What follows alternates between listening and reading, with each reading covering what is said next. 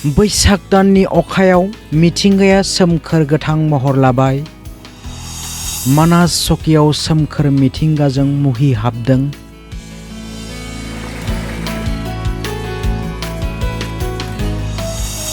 मिथिंगानि समायनाया आखाइ फायखनना लिंहरदों दावबायारिफोरखौ।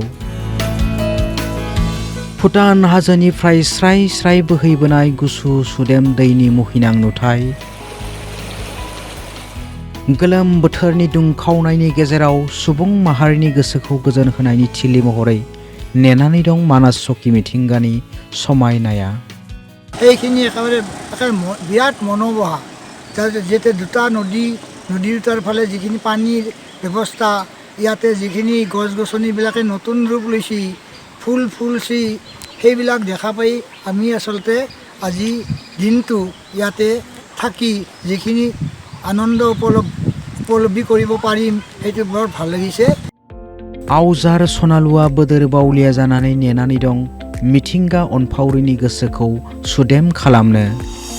फाग्ला आरो दिया दैमानि गोरोबलायनायनि थिलि मानास सखि दासान्दि आबिर सारफबदों।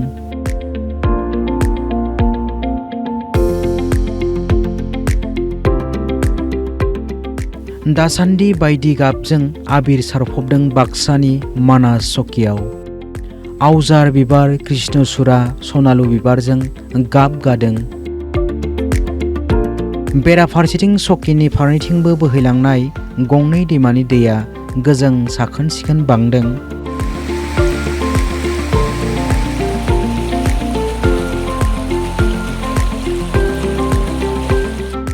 सान्दुं गोसानि बोथोराव गावखौनो थाजिम खालामनो आरो दान्दिसे गोजोननाय लानो दासान्दि मिथिंगा अनफावरिफोरा फैदों मानासनि सखियाव। मेघालय अरुणाचलजों समान समानै मिथिंगानि गोजोननाय लानो दासान्दि मानास सखिनि बिखायाव दान्दिसे जिरायफैदों। দূৰ দূৰণিৰ যাই যিবিলাক নান্দনিক দৃশ্য দেখা পাইছোঁ, তাত কৰি আমাৰ ইয়াতে মই অতি ভাল বুলি মই নিজৰ মনেতো ক'ব খোজোঁ। কাৰণ ইয়াতে চৌকিৰ দুফালেদি দুটা নদী আছে আৰু নদীৰ পানীবিলাক ইমান স্বচ্ছ আৰু মানে স্পষ্ট।